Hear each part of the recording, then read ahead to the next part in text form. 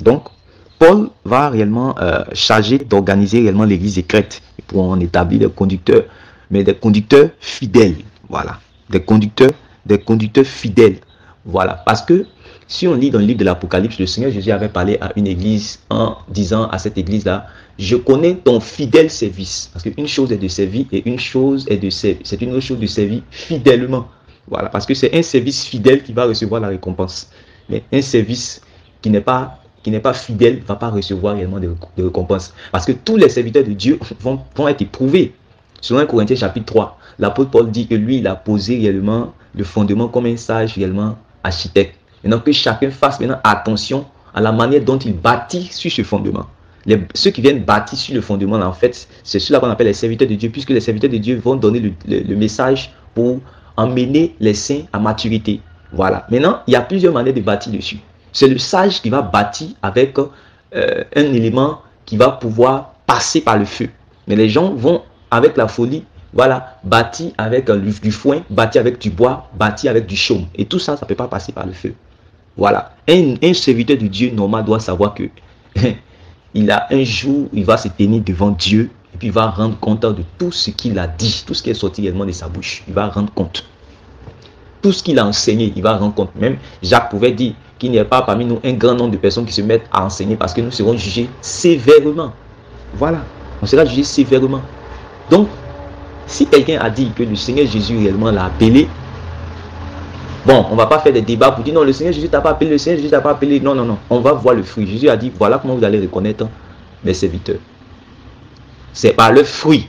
Voilà, vous allez reconnaître mes serviteurs. Et les serviteurs du diable aussi, vous allez les reconnaître aussi par le fruit. Voilà.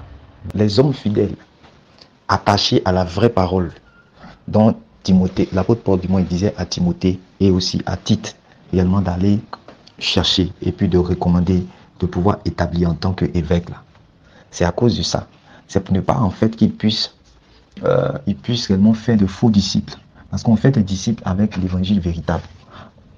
La foi là, elle vient de ce qu'on entend. Maintenant, ce qu'on entend, ça vient de la parole de Dieu. Donc, pour faire un faux disciple, il faut prêcher réellement un faux message carrément, ou bien il faut prêcher un message du Seigneur qui est syncrétique, c'est-à-dire qui est dilué. Voilà, un message du Seigneur, mais qui est dilué. Ça, c'est du syncrétisme. C'est-à-dire, tu prends la parole du Seigneur, voilà, tu prêches l'évangile, tu prêches le Seigneur mort, le Seigneur qui a souffert, le Seigneur qui est mort, le Seigneur qui a été enseveli, le Seigneur qui est ressuscité, le Seigneur même qui revient bientôt. Tu prêches ça, mais tu mets aussi réellement les traditions, tu mets du légalisme, tu mets voilà, la philosophie des hommes, tu mets les traditions païennes. Ça, c'est du syncrétisme. Donc, tout ça là, c'est comme un mélange. Voilà, c'est comme un mélange. C'est comme si tu prends du Coca-Cola et puis de l'eau, tu mélanges. Ça va donner une solution. Voilà, ça va donner, c'est un mélange. Voilà. Et ça peut pas donner la foi. Ça va donner un autre, comment on appelle ça même, un autre Jésus. Ça va donner un autre esprit. Voilà. C'est Paul qui avait dit ça. Si vous avez cru à un autre évangile, sachez que vous avez cru à un autre Jésus et que vous allez recevoir un autre esprit. Voilà. Même quand il disait n'attachez pas foi à tout esprit, c'est de ça qu'il parlait. Il dit n'attachez pas foi à tout esprit, parce que quand on vient parler de la part de Dieu là, c'est un message qu'on donne. Mais il faut examiner comme les chrétiens de Béret pour voir si ce qu'on dit là c'est conforme réellement aux Écritures. Voilà. C'est pour cela, comme je le disais tout à l'heure, que avant même qu'il va choisir, c'est-à-dire il va prendre des gens pour aller établir comme dans les villes, comme étant des évêques, des pasteurs, tout ça, des conducteurs d'assemblée pour diriger les saints. Il dit, il faut que ces gens-là la donnent des critères. Il faut que réellement ce soit non seulement eux-mêmes qui se conduisent d'une manière digne de l'évangile, qui prêchent, ce soit eux-mêmes des gens affranchis, des hommes qui sont réglés par rapport vis-à-vis de la parole de Dieu, qui obéissent eux-mêmes à la parole de Dieu. Mais il a dit, il faut que ce soit des gens qui soient attachés aux saintes paroles du Seigneur. Voilà, des gens qui soient attachés aux saintes paroles du Seigneur. Donc ça c'est très important, puisqu'on va juger l'envoyé en fonction de ce qu'il a dit. Parce qu'il est écrit, l'envoyé de Dieu dit les paroles même de Dieu. L'envoyé de Dieu ne dit pas ce qu'il veut dire. C'est pour ça que le Seigneur dit, allez par tout le monde et faites de toutes les nations des disciples et enseignez-leur ce que moi je vous ai prescrit. Même Jésus lui-même là, en tant qu'envoyé quand il est venu dans le monde, il n'a pas dit ce qu'il voulait, ce qu'il lui-même avait envie de dire. Mais il a plutôt dit ce que réellement le Père l'a envoyé, qu'il a envoyé là, il a dit le Fils de l'homme ne fait rien de lui-même, mais il fait ce qu'il va faire au Père. Donc, c'est ce qu'il a reçu comme parole. C'est ça qu'il réellement il dispense. Voilà. Or, aujourd'hui, les envoyés de Dieu de notre génération pensent qu'en réalité, ils ont été envoyés de prêcher ce qu'ils ont envie de prêcher. Non. Un envoyé, c'est celui à qui on a donné une commission. On a donné un mandat, on a donné une commission. Waouh, waouh.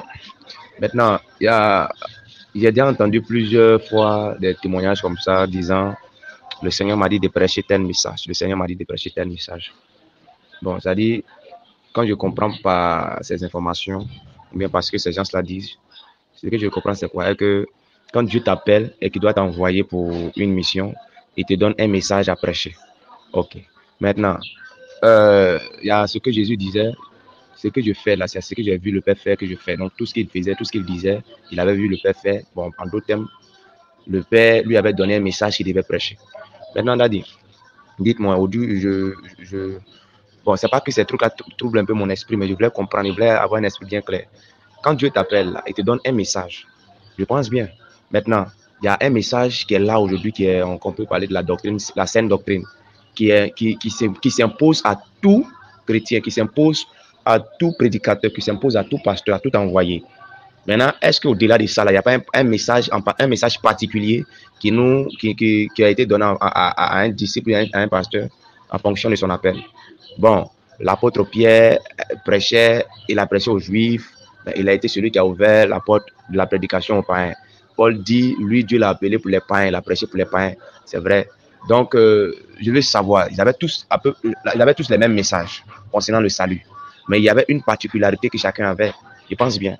Donc, je voulais avoir un esprit éclairci sur ce point-là. Je ne sais pas si j'arrive à formuler ma question. Je ne sais pas si tu arrives à comprendre. Ok, j'ai très bien compris la question. En fait, le message est identique. Le message ne change pas. Le message là, c'est identique.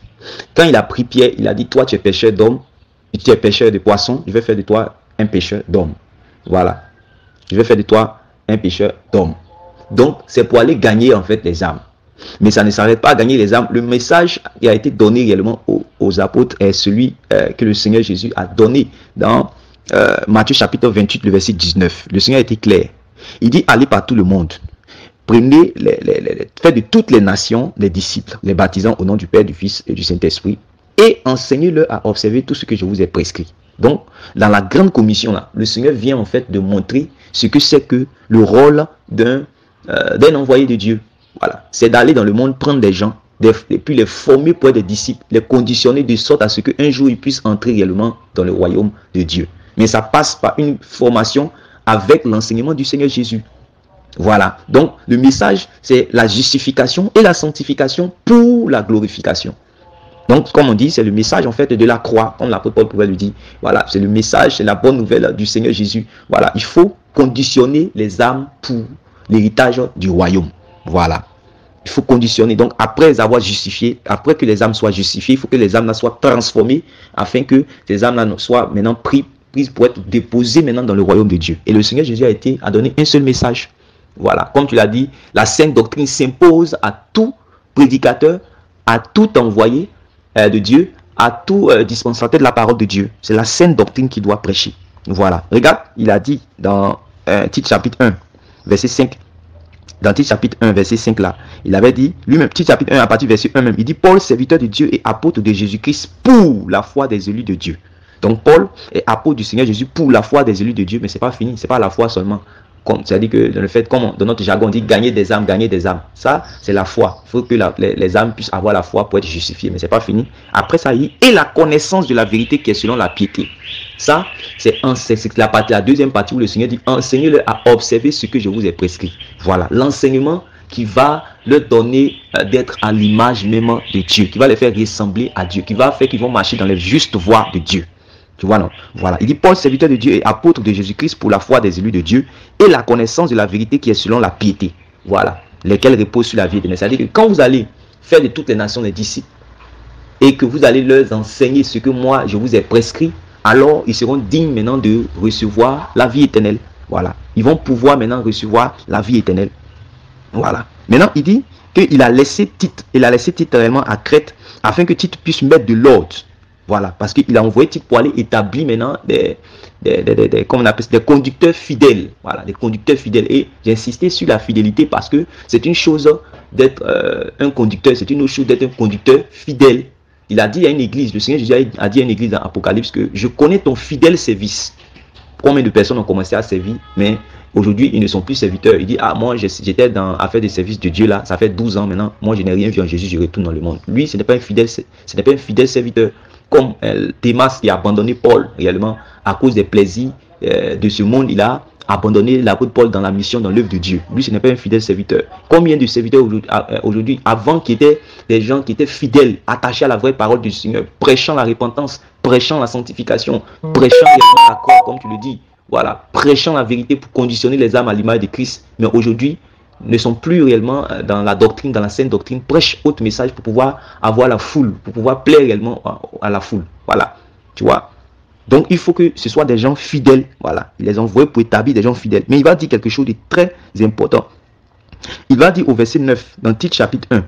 Voilà, Tite chapitre 1, à partir du verset 9, il parlait en fait de l'évêque. Voilà. Je peux lire par exemple à partir du verset 7. Il dit, car il faut que l'évêque soit irréprochable, comme un économe de Dieu, qui ne soit ni arrogant, ni colère, ni adonné au vin, ni violent, ni porté à un gain déshonnête, mais qui soit hospitalier, ami des gens de bien, modéré, juste, saint, tempérant. Donc tout ça, ça réfère réellement à la conduite, au caractère. Comme Paul pouvait dire à Timothée, veille sur toi-même. Là, on parle même du fruit. Voilà, du fruit de l'esprit de ce conducteur-là.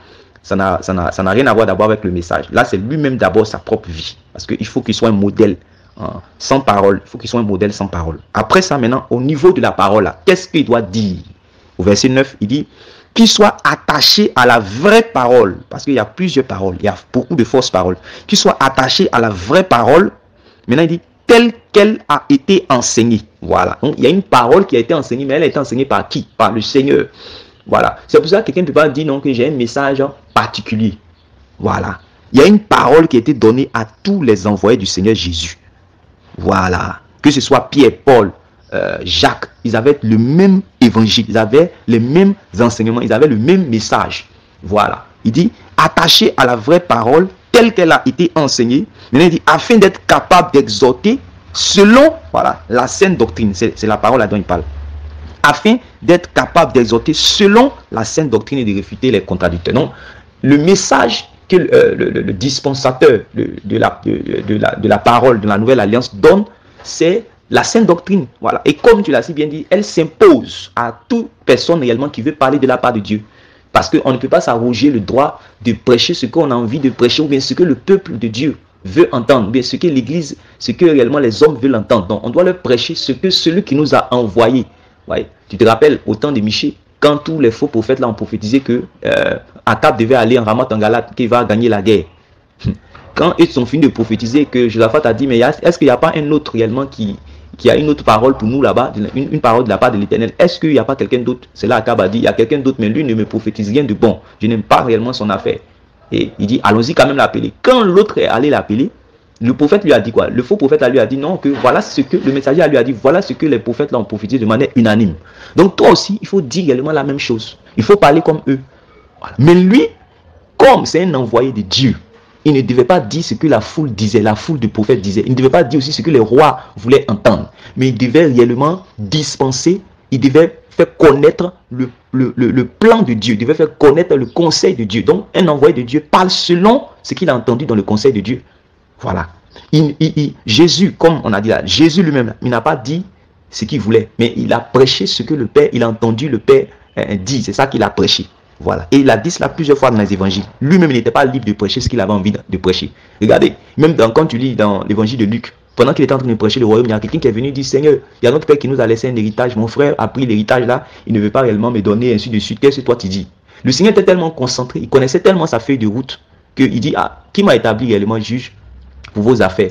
Que réellement, moi, depuis son temps de prêcher le royaume, toi, c'est affaire de, voilà, comment on appelle ça même, mon frère a pris mon héritage. Moi, je ne suis pas venu pour vous établir sur vos héritages terrestres. Je suis venu vous établir sur vos héritages éternels, sur votre héritage céleste. Voilà ma feuille de route.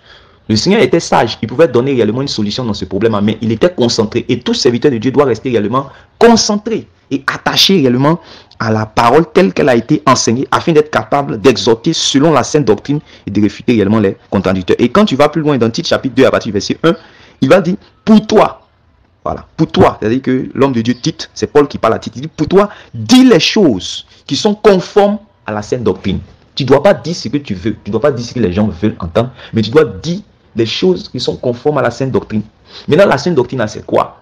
Quand le Seigneur Jésus est venu, lui-même, il est venu avec un message. Quand tu lis bien les évangiles, tu vas voir ce qu'on appelle les béatitudes. Quand tu lis bien le Seigneur Jésus, tu vas voir qu'il a martelé réellement un discours qui va permettre aux gens de pouvoir entrer dans le royaume de Dieu. Voilà. Il a enseigné cela, les voies justes de son Père. Et c'est ça qu'il a confié maintenant aux apôtres. Il dit que enseignez-leur ce que moi je vous ai prescrit. Et c'est pour ça que quand tu vas lire les épîtres, tu vas voir que réellement, ils vont revenir sur ce que le Seigneur Jésus réellement leur a prescrit, les a enseigné, pour enseigner réellement cela aux autres. Voilà. Donc, comme tu l'as dit, la sainte doctrine s'impose à quiconque veut parler de la part du Seigneur Jésus. Parce que le Seigneur Jésus lui-même, il n'a pas parlé, selon lui-même, il a prêché la doctrine de son Père. Et même le Saint-Esprit, quand le Seigneur Jésus a dit que quand il va partir, l'Esprit de Dieu viendra. Quand l'Esprit de Dieu va venir, il dit, il ne va pas parler de lui-même. Donc si le Saint-Esprit lui-même ne va pas parler de lui-même, c'est pas nous les petits là, on va venir parler de nous-mêmes, on va venir parler de nos chaussures, de nos voyages, de nos costumes de 200 €, de quoi. Non, non, non. Le Saint-Esprit lui-même là, il ne parle pas de lui-même, mais il va prendre de ce qui est à moi et il va vous l'annoncer. C'est ce qu'il a dit. Il va prendre de ce qui est à moi, Jésus, et il va vous l'annoncer. Tu vois? Donc c'est comme ça. C'est un seul message. Le message que le Père a, il a donné ça à Jésus. Jésus réellement a prêché, il n'avait pas fini, puisque quand après 3 ans, il est mort, il va partir pour être, il est retenu maintenant dans le ciel, mais son esprit continue. Donc nous qui travaillons avec son esprit, nous devons nous aligner à l'esprit de Dieu. Voilà, nous devons nous aligner à l'esprit de Dieu pour tenir le même discours que le Seigneur Jésus-Christ. Maintenant, qu'est-ce qui diffère parmi les messagers? Ce qui fait la différence parmi les messagers, ce sont les grâces. Tous n'ont pas reçu également la même grâce. Voilà. Chacun a reçu également selon la mesure de grâce que le Seigneur Jésus a décidé de lui donner. Quand tu lis 1 Corinthiens chapitre 12, chacun a son don. Quand tu lis Romains chapitre 12 aussi, à partir du verset 7, on dit que chacun s'attache à son ministère selon la grâce qui lui a été réellement accordée. Voilà. Que chacun réellement s'attache à son ministère. Donc il y a d'autres, même quand tu lis la parabole des talents, il y a d'autres qui ont reçu également, il y a d'autres qui ont reçu 2 talents, il y a d'autres qui ont reçu 4 talents, il y a d'autres qui ont reçu 1 talent. Voilà. Tu vois, l'autre a reçu 1, l'autre a reçu 2, l'autre a reçu 5 talents. Donc, c'est Dieu qui donne réellement les grâces. Mais le message là, le message ne change pas. Le message est identique pour tous. C'est un seul message. Puisqu'on dit il y a un seul évangile. Voilà. L'enseignement, c'est un seul réellement enseignement qui est la sainte doctrine. Voilà. C'est la sainte doctrine. Donc, ce qui diffère entre les messagers, c'est, par exemple, il y a l'appel même. L'appel. C'est-à-dire, l'autre est évangéliste, l'autre est docteur, l'autre est pasteur, l'autre apôtre, l'autre prophète. Tout ça pour le perfectionnement des saints. Tu as vu que eux tous ont le même rôle. Eux tous, leur rôle, c'est de perfectionner les saints. Leur but, c'est de perfectionner les saints. Parce que le message, la sainte doctrine là, le but, c'est de perfectionner réellement les saints. Voilà. Mais ce qui diffère entre eux, c'est réellement la grâce. Voilà. Quand je parle de la grâce, je ne parle pas de la grâce la grâce qui donne le salut. Là, je vais parler des dons. Voilà. Ce qui diffère là, c'est les dons. Au Romains chapitre 12, verset 7, il dit que celui qui est appelé au ministère s'attache réellement, même au verset 6, il a dit, puisque nous avons des dons différents, selon la grâce qui nous a été accordée. Voilà. Puisque nous avons des dons différents selon la grâce qui nous a été accordée. Donc chacun a reçu un don particulier de la part du Seigneur Jésus. C'est pour cela que d'autres peuvent servir le Seigneur en tant que mariés. D'autres ont eu le don de rester seuls pour servir le Seigneur. D'autres peuvent réellement être... ils ont reçu le don d'aller sur le champ de mission. Sur les sont des hommes de terrain. Dieu les a dotés des puissants dons de miracles, tout ça, de délivrance, tout ça. D'autres aussi, également, dans l'enseignement, ils sont encore plus profonds, ils sont encore plus poussés. Mais tout ça... Le but, c'est de construire réellement l'église. C'est de construire l'église. Donc le discours, l'évangile, l'enseignement, le message est le même. Mais ce qui diffère, ce sont réellement les grâces, ce sont les dons. Voilà, ce sont les dons. Voilà. Donc quelqu'un ne peut pas venir dire que non, lui il a reçu un message à part. Dieu l'a appelé. Quand Dieu t'appelle, il te donne un message. Le message que Dieu donne là, c'est ça qu'est l'évangile. La bonne nouvelle. Ça, on prêche. Et le message que Dieu donne réellement à l'église, c'est la sainte doctrine. Voilà. Donc c'est un seul message, un seul évangile. Voilà. C'est un seul message, un seul évangile. C'est la même chose. Mais Ce qui diffère, ce sont les dons. C'est l'appel et puis les dons, c'est tout. Voilà, c'est l'appel et puis les dons, c'est tout. Mais celui qui va venir pour dire non, moi, le Seigneur m'a appelé, il m'a donné le message du développement personnel. Moi, le Seigneur m'a appelé, il m'a donné le message de la guérison. C'est comme s'il y avait un message de guérison. Moi, le Seigneur m'a appelé, il m'a donné un message, comment on appelle ça même, de miracle. Comme si réellement il y avait un message de miracle. Le Seigneur était clair. Quand il les a envoyés, dans Marc chapitre 6, quand il les a envoyés, dans Luc chapitre 9, Luc chapitre 10, il a dit, allez et allez-y prêcher que le royaume de Dieu arrive. Allez-y prêcher la bonne nouvelle du royaume. Maintenant, il dit, quand vous allez prêcher la bonne nouvelle du royaume, alors chassez les démons, guérissez les malades. Là, c'est l'opération. C'est-à-dire que c'est l'autorité dans le nom de Jésus. Ce n'est pas le message. Voilà, c'est l'autorité dans le nom de Jésus. Parce qu'il y a ce que vous allez dire et il y a ce que vous allez faire. Ce que vous allez dire là, ça c'est le message. Ce que vous allez faire, ça c'est l'exercice des dons spirituels. Ça n'a rien à voir avec le message. Celui qui va venir prêcher la guérison va avoir réellement des chrétiens qui, voilà, qui ne seront pas bâtis, puisqu'on ne peut pas bâtir réellement les âmes avec la guérison. Il va y avoir des chrétiens qui ne seront pas bâtis, puisqu'on ne peut pas bâtir les âmes avec la délivrance. Aujourd'hui, qu'est-ce qu'on constate? Des gens qui sont toujours dans des cycles de délivrance qui n'en finissent point. Des gens qui sont toujours en train de penser, c'est-à-dire qu'ils sont sorciers, que leurs parents sont sorciers, des familles sont divisées. C'est parce qu'en réalité, ce n'est pas la sainte doctrine qui est prêchée. Si c'était la sainte doctrine qui était prêchée, est-ce que ces choses-là, on allait les voir? Voilà. Donc, il faut que la parole de Dieu soit prêchée. Et le Seigneur a donné cela pour tout, réellement, les messagers. Ils ont un seul message. Très bien. Actuellement, nous sommes serviteurs du Seigneur Jésus-Christ. C'est-à-dire, nous imitons le Seigneur Jésus-Christ dans sa vie et dans son ministère. C'est clair. Nous imitons le Seigneur Jésus dans sa vie et dans son ministère. Dans sa vie, en tant que sacrifice, quelqu'un qui s'est consacré, dit je me consacre moi-même pour eux. Voilà, il s'est consacré tout entièrement à Dieu. Voilà. Et dans son ministère, en tant que sacrificateur, c'est-à-dire que celui qui allait venir parler de la part de Dieu.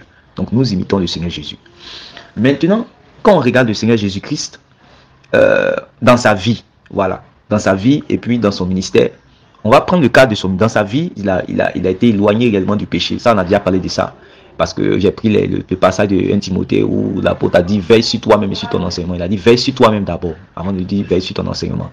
Et dans les passages que j'ai donnés tout à l'heure de Tite, il a dit que le conducteur soit réglé, soit puisse marcher dans la justice, puisse exercer l'hospitalité. Tout ça, ça renvoie à la vie de la personne. Maintenant, après ça, il y a le discours qui doit tenir. C'est-à-dire le message.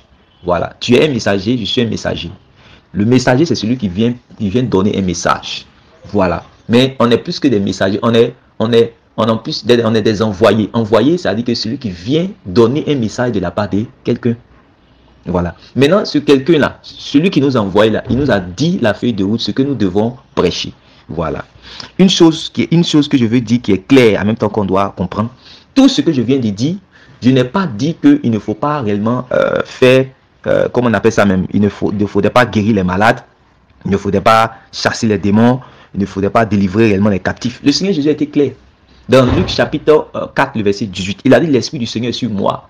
Pour faire quoi? Pour comment on appelle ça même, pour guérir les malades. Je vais lire ça rapidement, Luc chapitre 4, à partir du verset 18. Il dit l'Esprit du Seigneur est sur moi parce qu'il m'a oint pour annoncer une bonne nouvelle aux pauvres. Il m'a envoyé pour guérir ceux qui ont le cœur brisé, pour proclamer aux captifs la délivrance et aux aveugles le recouvrement de la vue, pour renvoyer libres les opprimés, pour publier une année des grâces du Seigneur. Et même quand Jean-Baptiste se demandait, est-ce que c'est, quand il était en prison, incarcéré dans la prison, il a demandé, est-ce que c'est lui qui doit venir ou bien encore on doit attendre quelqu'un d'autre? Il a répété la parole de Ésaïe chapitre 35 que les boiteux marchent, les morts sont en train d'être ressuscités, et la bonne nouvelle est annoncée réellement aux pauvres. Donc, il y a eu ce que le Seigneur Jésus allait faire et il y a eu ce que le Seigneur Jésus allait dire. C'est ça qu'il faut bien comprendre et le ministre doit comprendre. Qu'il y a ce que tu as reçu comme mandat de faire et il y a ce que tu as reçu comme mandat de dire. Voilà. En matière de faire, on parle d'opération. Jésus, même quand il guérissait les malades, les gens, et il chassait les démons, les disciples, les pharisiens ont dit, mais quelle est cette nouvelle doctrine? Voilà. Quelle est cette nouvelle doctrine? Parce qu'ils n'avaient jamais vu les gens opérer des signes, des miracles, tout ça. Mais quand le Seigneur Jésus est venu, ils ont vu que les démons ont commencé à trembler des corps. Toutes ces choses-là sont bonnes et je les prêche. Voilà, je les prêche. Et réellement, les apôtres même ont enseigné ces choses dans l'église afin de les édifier. Voilà. Ils ont enseigné ces choses dans l'église afin de les édifier. Puisque ça fait partie également, nous sommes en plein combat spirituel contre le royaume des ténèbres. On ne pourra pas aller dans le monde, aller prendre des gens, comme tu l'as dit, qui sont liés dans des familles depuis des années. Et ça, il faut le reconnaître parce que les expériences parlent. Des gens sont liés par des esprits voilà, générationnels, des esprits de famille, qui sont des esprits de sorcellerie. Les gens sont dans la magie, sont dans beaucoup de choses. Et là, quand on vient, il faut que réellement on ait on soit accompagné par une puissance au-dessus de ces puissances-là. Voilà, c'est pour ça qu'on prêche la parole, mais dans l'autorité du don du Seigneur Jésus. On prêche la parole, mais dans la puissance du Saint-Esprit, dans l'onction, la puissance du Saint-Esprit. On voit quand Philippe est arrivé en Samarie, il y avait réellement Simon le magicien déjà, que les gens disaient qu'il était la puissance de Dieu, la plus grande puissance de Dieu. Parce qu'ils n'avaient jamais vu une puissance au-dessus de la puissance comme on appelle ça, de Simon le magicien. Voilà. Mais quand, comment il s'appelle, Philippe est arrivé dans la ville, on dit, certes, Philippe a prêché Christ, mais c'était dans Actes chapitre 8, on dit, Philippe, il est descendu, il a prêché Christ. Mais les foules entières étaient attentives à ce que réellement Philippe disait, parce qu'ils avaient vu les miracles qui l'accompagnaient. Mais voilà ce qu'il faut comprendre. Philippe n'a pas prêché les miracles. Philippe, il prêcha le Christ. Voilà. Philippe prêcha réellement l'évangile, la bonne nouvelle du royaume. Voilà. Voilà ce que Philippe prêcha. Maintenant, Philippe lui-même, dans sa consécration, et puis dans le mandat qu'il a reçu, il y avait les miracles, il y avait les signes, et il y avait les prodiges extraordinaires qui l'accompagnaient. Maintenant, ces prodiges et ces miracles qui l'accompagnaient, comme tu l'as dit, ça a attiré la foule pour venir maintenant, pour venir s'asseoir, pour entendre maintenant ce qu'il réellement il va leur dire. Ou encore, c'est venu encore pour confirmer ce qu'il était en train de leur dire. Parce qu'en réalité, c'est ça. Les signes et les prodiges ont plusieurs rôles. Le premier rôle, c'est de d'abord attirer la foule. Parce que c'est comme ça, mais le Seigneur Jésus a commencé son ministère. Voilà. Pour attirer, il n'a pas commencé d'abord pour dire qu'il va commencer à enseigner. Non. Il a fait des miracles, des prodiges extraordinaires. Il faisait des miracles, des prodiges extraordinaires. Il marchait sur les eaux, multipliait les pains. Donc quand les gens voyaient ces choses, on dit plusieurs crus à cause de beaucoup de miracles qu'il avait fait. Mais regarde, quand on a dit plusieurs crus à cause de beaucoup de miracles qu'il avait fait, le Seigneur lui-même ne se fiait pas à eux. Ça veut dire qu'ils n'étaient pas encore dignes du royaume, malgré qu'ils le suivaient. Voilà. C'est pour ça, tu vas voir quelqu'un qui va dire, non, moi j'ai ministère de délivrance, moi j'ai ministère de miracles, moi j'ai ministère de foi. La foule qui voit là, ils pensent qu'en fait c'est des gens qui sont agréables à Dieu. Non. Le Seigneur Jésus n'est pas rentré dans ce jeu-là parce qu'il savait ce qui était dans l'homme. Ils étaient là parce qu'ils voyaient les miracles. Ils étaient là parce qu'ils ont vu réellement les prodiges. Ils sont là parce qu'ils ont vu réellement, ils ont cru réellement au nom de Jésus, mais n'ont pas cru en Jésus lui-même. Voilà. Ils ont cru aux exploits de Jésus, mais n'ont pas cru en Jésus lui-même. Ils ont cru aux miracles, aux prodiges de Jésus, mais n'ont pas cru en Jésus lui-même. C'est pour cela que c'est pas mauvais, c'est une bonne chose. Ça attire, parce que c'est Dieu qui attire les hommes d'une manière ou d'une autre. D'autres ont été attirés de par Dieu, de ce qui les a délivrés d'un accident. D'autres ont été attirés de par Dieu vers le Christ, parce qu'ils ont vu un songe terrible. D'autres ont été réellement attirés de par Dieu chez Jésus-Christ, parce que ils ont vécu une expérience où ils ont été délivrés, ou bien il y a eu un miracle, ou bien ils ont été guéris d'une maladie. Mais ça ne veut pas dire automatiquement que là, ils sont conditionnés pour le royaume. Il faut que leurs âmes soient lavées. Et là, il y a un discours qu'on doit tenir, il y a une parole qu'on doit prêcher pour que ces personnes-là puissent être réellement conditionnées à l'image de Dieu. Sinon, je ne suis pas contre réellement les miracles, les signes, les prodiges. C'est très important pour le païen et c'est très important aussi pour les chrétiens. Voilà.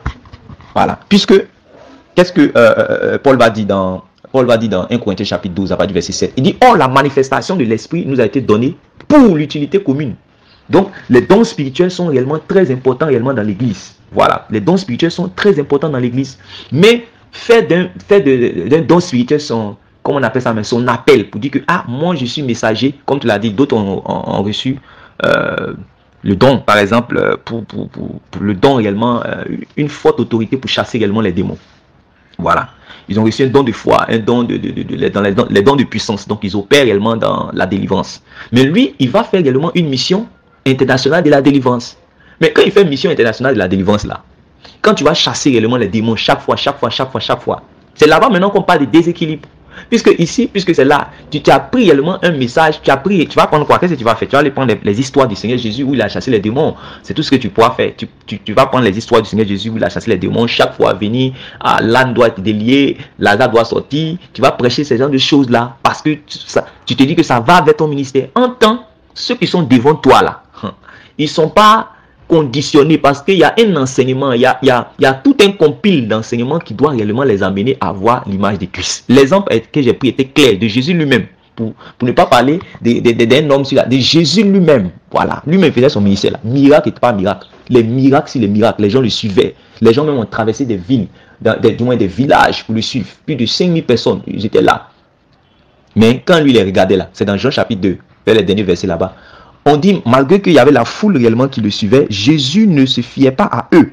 Parce que lui, il savait réellement ce qui était dans l'homme. On dit, pendant que Jésus était à Jérusalem, à la fête de la Pâque, plusieurs crurent en son nom. Voilà. Parce qu'il voit. On dit, plusieurs crurent en son nom, voyant les miracles qu'il faisait. Voilà. Mais regarde, le verset 24 dit, mais Jésus ne se fiait point à eux, parce qu'il les connaissait tous. Donc c'est la même chose. Quand tu te concentres sur les affaires des miracles, pour dire que toi, tu as été réellement appelé au miracle, les gens vont croire réellement. Ouais, ils vont dire, oui, en tout cas, voilà, Esmel, le grand, le number one, le quoi. Comme on voit aujourd'hui là. Voilà, lui là, c'est une référence. En tout cas, en matière de délivrance, lui là, c'est lui qui fait la délivrance. Mais quand tu finis de les délivrer là, après ça là, il faut qu'ils soient maintenus dans la délivrance. Quand tu finis réellement de les délivrer là, il faut que maintenant, ils puissent marcher maintenant dans les voies de Dieu. Voilà. Or, toi, tu dis que tu as été seulement appelé que pour les miracles. Maintenant, qui va les aider maintenant à marcher dans les voies de Dieu? C'est pour cela que tu vas regarder les illustres évangélistes tels que les Rina Bonke et autres. Ils ont été sages. Le vieux là, il a été sage. Qu'est-ce qu'il a fait? Quand il va réellement, il vient en Afrique, puisque c'est l'Afrique que Dieu lui avait vraiment donné ce territoire-là. Voilà. Quand il vient en Afrique pour faire réellement les campagnes d'évangélisation, les pasteurs même savent qu'en réalité, lui, il a reçu le don d'évangélisation. Donc, qu'est-ce qu'il fait? Il travaille en collaboration avec les églises locales dans la communauté ou bien dans le pays, ou dans le pays qui va venir également, où il va venir faire le programme d'évangélisation. De sorte à ce que quand il va prêcher la parole, puisque réellement les miracles, les prodiges toujours l'accompagnaient, donc, les gens qui vont croire, ils vont voir les miracles que le Seigneur Jésus fait, ils vont se donner réellement. Il va prêcher aussi même la mort et la résurrection du Seigneur Jésus-Christ. Et puis les miracles vont accompagner, les gens vont croire. Mais quand ils vont finir de croire, qu'est-ce qu'il va faire? Il faut que maintenant, ces gens qui ont cru là puissent être ajoutés à l'église. On dit, oh, le Seigneur Jésus, et le Seigneur Jésus ajoutait à l'église ceux qui étaient sauvés. Donc, il faut maintenant les mettre dans l'église afin qu'on puisse bâtir leurs âmes, laver leur vie. La parole de Dieu puisse les purifier, afin ils puissent, on dit, tout disciple accompli sera comme son maître, afin qu'ils soient des vrais disciples conditionnés selon l'enseignement du Seigneur Jésus-Christ. C'est dans cette maturité-là qu'ils vont pouvoir entrer au ciel. Et beaucoup réellement jouent avec cela. Quand on dit par exemple dans la Bible, sans la sanctification, nul ne verra le Seigneur. Les gens s'amusent. Or, c'est la vérité. Voilà. Quand on prêche à quelqu'un la bonne nouvelle et qu'il croit, il est justifié. Maintenant, il y a l'enseignement qu'on donne afin que la personne soit sanctifiée. Et ça, ce n'est pas un message que tu as écouté. Voilà. C'est tout un style de vie que tu dois adopter. Donc ça va te demander réellement de la lecture de la parole. Ça va te demander de l'écoute de l'enseignement véritable qui est conforme selon la sainte doctrine, de sorte à ce que ta vie soit conditionnée comme ça. Tu vois. Mais aujourd'hui, beaucoup ne font pas comme c'est Rina Bonke et autres. Voilà. Il est évangéliste, il s'établit lui-même en tant que réellement pasteur. Il est prophète, il s'établit en tant que réellement pasteur, alors qu'il n'a pas reçu le don peut-être d'enseignement. Voilà. Et c'est ça aujourd'hui qui crée les problèmes. Il a reçu une vision où il s'est vu en train de délivrer quelqu'un. Automatiquement, ils seront fait réellement un camp de prière. Et dans le camp de prière, il fait église là-bas en même temps. Voilà. Hein, le problème. Ce que tu as dit là, ce sont les ministères, ce sont les grâces, comme j'ai dit. J'ai dit les dons, les ministères, les grâces. Et le Seigneur n'a aucun problème si un homme opère dans ce qui lui a été donné. Voilà. Si le Seigneur t'a donné réellement de l'autorité pour chasser réellement les démons, il va t'a donner une vie de prière en conséquence. Et puis il t'a donné réellement une autorité, la foi, tout ça, pour opérer des miracles, pour aller dans les hôpitaux, pour réellement, comment on appelle ça, guérir les malades. Tu vois, la guérison des malades là, est-ce que c'est un message? La guérison des malades, c'est une opération. Voilà, c'est un don spirituel. Tu vois, non? C'est un don spirituel. Mais beaucoup ont fait quoi? Ils vont faire ministère de la guérison et de la délivrance. Et c'est là qu'il y a un problème. Parce que là, il va aller quoi? Il va aller chercher réellement tous les malades. Il va finir les guérir. Maintenant, quand ils sont guéris, est-ce que ça veut dire qu'ils sont dignes de rentrer au ciel? Non, c'est ça. Ne pensons pas qu'on va voir Bartimée au ciel parce que Bartimée a été...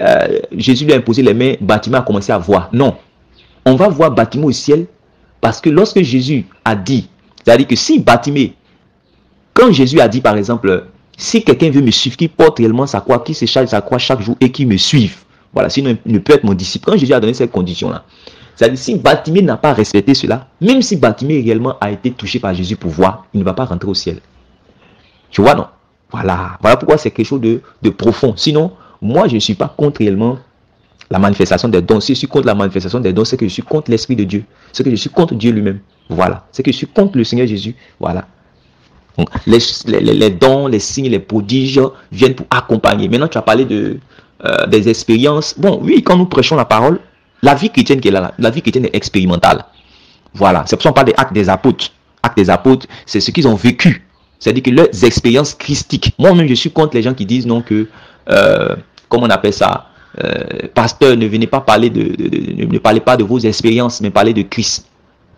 En réalité, ces gens disent cela parce qu'eux-mêmes, il y a beaucoup qui sont ignorants.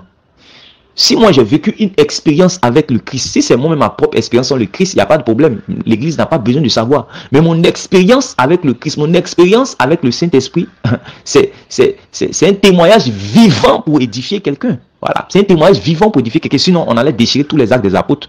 Voilà. C'est dans les actes des apôtres qu'on a vu que, comment il s'appelle, Philippe a bouleversé toute la Samarie. C'est dans les actes des apôtres qu'on a vu que Pierre, comment on appelle ça même, Pierre a été délivré par un ange envoyé de Dieu. C'est dans les actes des apôtres qu'on a vu Pierre et Jean ont fait relever un paralytique. C'est dans les actes des apôtres qu'on a vu qu'ils ont prêché Christ. Tous ces genres de choses, c'est dans les actes des apôtres. Donc ce sont des expériences parsemées.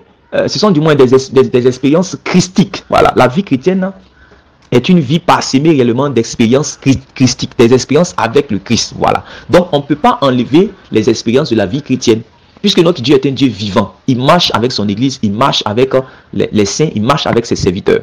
Donc, si quelqu'un développe une vie d'intimité, c'est normal que chaque fois, il va venir à la chair et il va pouvoir dire, hier, j'étais là, le Saint-Esprit m'a dit. Ou bien hier, le Seigneur Jésus m'a visité. C'est normal, puisque c'est comme ça que réellement les apôtres aussi parlaient. Le Seigneur les visitait, le Seigneur vivant. Tout ce que je dis, ce n'est pas contre réellement les miracles, la manifestation des dons, des signes, des prodiges, la visitation de Dieu. Aujourd'hui, d'autres même n'en croient plus. Ils disent que réellement le chrétien a déjà Christ, donc Dieu ne visite plus son Église. En fait, ceux-là, voilà, c'est ceux aussi en fait qui créent aussi des problèmes. Il faut que les choses soient bien équilibrées. Je récapitule. Jésus dans Luc chapitre 10, dans Luc chapitre 9, Luc chapitre 10, Jésus va envoyer réellement ses apôtres. Il va les envoyer. Regarde le verset 1, Luc chapitre 9. Il dit, Jésus ayant assemblé les 12, leur donna force et pouvoir sur les démons, avec puissance de guérir les maladies. Maintenant, il dit, il les envoya prêcher le royaume de Dieu et guérir les malades. Vous voyez, c'est tellement clair. Donc, il les envoie prêcher non pas la guérison, il les envoie prêcher non pas la délivrance, il les envoie prêcher non pas les mystères de délivrance, non. Il les envoie prêcher le royaume de Dieu et ensuite il leur donne pouvoir de guérir les malades. Voilà. Donc il y a ce qu'ils doivent dire et il y a ce qu'ils doivent faire. Il y a ce qu'ils doivent dire et il y a ce qu'ils doivent faire. C'est la même chose avec le Seigneur. Il a commencé par opérer des signes extraordinaires. La foule est venue. Maintenant, quand tu vas voir dans Matthieu chapitre 5, tout le monde maintenant a fini de croire. Voilà.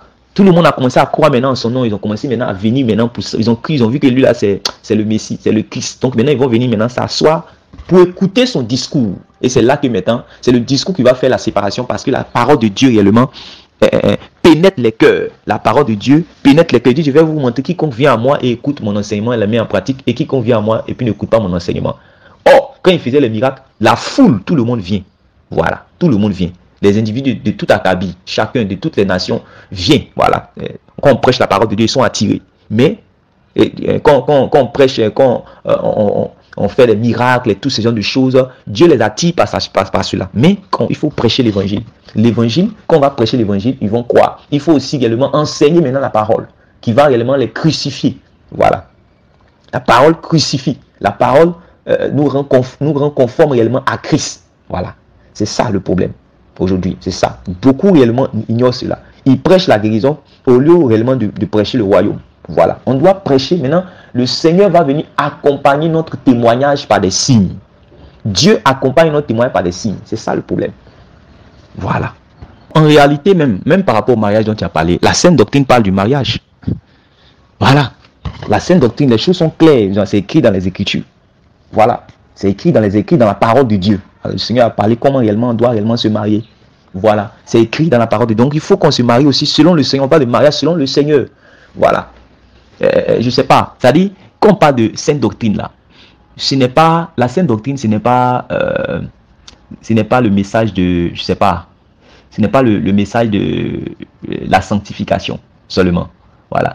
Le message de, comment on appelle ça même, la sainte doctrine, regarde, quand tu prends les évangiles là, regarde tout ce que le Seigneur Jésus a parlé d'aimer ses ennemis. Mais quelqu'un qui va dire non, lui ne commet pas l'adultère, il ne vole pas, il ne triche pas, mais par exemple, qui n'aime pas ses ennemis, lui là, il n'est pas dans la sainte doctrine. Voilà. Donc, un jour, je peux venir, je ne vais pas prêcher sur, comment on appelle ça, me fuir l'impudicité, mais quoi, mais je vais prêcher sur le fait d'aimer ses ennemis. Un jour, je vais venir et je vais prêcher sur le fait d'honorer réellement ses parents. Un jour, je vais venir et puis je vais prêcher sur le fait comment on appelle, de se soumettre à son conducteur. Tout ça, ça fait partie également de la sainte doctrine. Voilà. Ça, c'est ça quand on dit la sainte doctrine, là, c'est pas, je sais pas, sur le ciel, c'est pas, comment on appelle ça même, la sanctification, c'est pas seulement ça. Voilà. Tu lis les évangiles, tu lis les épîtres des apôtres, même quand tu lis toute la parole de Dieu, tu lis surtout les prophètes, ils ont été très profonds. Tu lis, tu vas voir qu'en réalité, c'est le conseil de Dieu. C'est pour nous faire connaître réellement les voies de Dieu. Dieu lui-même, il est comment, qu'est-ce qu'il veut dans chaque situation de la vie que nous menons. Voilà. Qu'est-ce que Dieu, on dit de rechercher le royaume et la justice du royaume. Voilà. La sainte doctrine, là, c'est la, regarde, on dit dans 1 Jean chapitre 1, le verset 5, que la nouvelle que nous avons reçue de Christ, c'est-à-dire le message que nous avons reçu de Christ, c'est que Dieu est lumière. Ça veut dire quoi? Ça veut dire que dans tout ce que Jésus a dit là, il est venu montrer que Dieu est lumière. Il est venu montrer en fait que Dieu est saint.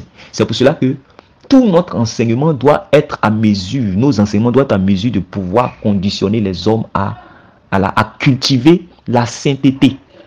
Voilà. Ils puissent réellement être des hommes qui arrivent à se conduire dans ce monde-là comme des hommes justes.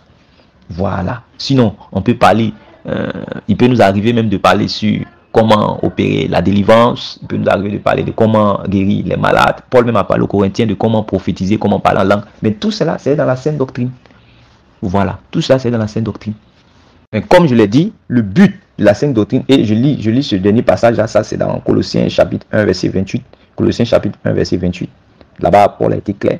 Il dit au verset 28, c'est lui que nous annonçons, exhortant tout homme, en instruisant tout homme en toute sagesse, afin de présenter à Dieu. Ça veut dire que ceux que tu conduis là, tu dois annoncer le Christ, tu dois exhorter eux tous, tu dois exhorter tout homme, et tu dois instruire tout homme en toute sagesse. Voilà, ça c'est la sagesse divine qui se trouve dans la sainte doctrine.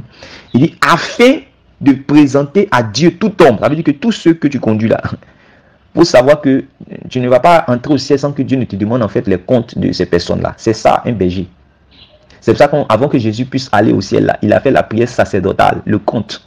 Il dit, ce que tu m'as donné. En tout cas, voilà ce que j'ai fait, ce que tu m'as donné. Il y avait seulement le fils de la perdition, c'est lui réellement qui s'est écarté. Sinon, ce que tu m'as donné, je leur ai donné ta parole. J'ai fait ce que j'avais à faire. Voilà. Tu vois? Donc, il faut savoir cela. Il dit, afin de présenter à Dieu tout homme devenu parfait en Christ. Ah. Tout homme devenu parfait en Christ. Donc, tu comprends qu'il y a un type d'enseignement qui va amener les gens à être parfaits en Christ. C'est pour ça qu'on dit, il a donné aux uns d'être apôtres, aux autres d'être évangélistes, docteurs, prophètes, un pasteur, pour le perfectionnement des saints. Voilà. C'est-à-dire que les conditionner à l'image du Christ qui est parfait. Voilà. Donc, tout homme devenu parfait en Christ. Il dit, c'est à quoi je travaille. Il dit, ça c'est mon travail. C'est à quoi je travaille en combattant avec sa force qui agit en moi. Donc, voilà en réalité ce qui doit être réellement le but. C'est pour ça qu'il a dit, Paul dit, moi, j'ai posé le fondement comme un sage architecte. Ça veut dire que quand il a posé le fondement, c'est-à-dire lui, il allait évangéliser, il a gagné les âmes. Maintenant, c'est-à-dire qu'il a fait le premier travail qui est de déposer Christ dans les cœurs, la nouvelle naissance. Maintenant, il dit que chacun fasse attention à la manière dont il va bâtir là-dessus. Donc, il y a un type d'enseignement qui vient pour construire les chrétiens. Si quelqu'un va prendre des enseignements ou bien des expériences qui n'ont rien à voir avec la sainte doctrine, ça ne pourra pas réellement bâtir ces personnes. Et ces personnes ne pourront pas rentrer réellement au ciel. C'est à cause de ça que c'est très important réellement de comprendre ces choses. Le Seigneur Jésus vient pour une église sans tache ni rien de semblable. Tous les enseignements que nous enseignons en réalité, ça doit être en vue du salut. Ça doit être en vue de l'œuvre de Dieu, parce que l'œuvre de Dieu, c'est de prendre réellement les hommes, les faire échapper réellement à la colère et les déposer dans son royaume. Voilà. Jésus-Christ est le sauveur. Donc, tout enseignement qui n'a pas pour but de pouvoir réellement emmener les gens à entrer réellement au salut, en réalité, les hommes, les hommes n'ont pas, ce n'est pas l'urgence, voilà, ce n'est pas l'urgence. Tu peux aller dans le livre de Proverbes, Ecclésiastes, tu vas trouver les choses de la vie. Voilà, ça peut t'aider dans te donner certaines sagesses, dans certains choix, dans certaines manières de faire, mais en réalité, c'est pour cela que quelqu'un peut prêcher la Bible sans prêcher réellement la sainte doctrine. Quelqu'un peut prêcher la Bible sans prêcher réellement l'évangile. Voilà, c'est ça. Si on va prendre Jésus a marché sur les eaux, Bartimée a vu, voilà, comme les 7 tresses de Samson. Qu'est-ce qui signifie les 7 tresses de Samson? D'autres prêchent aussi les traces de l'aigle dans les airs, le mystère des cornes, d'huile, tout ça. Ça ne peut pas réellement conditionner une âme à l'image de Christ. C'est ça. C'est ça. En tout cas, voilà ce que vraiment je peux te dire. Que le Seigneur te bénisse.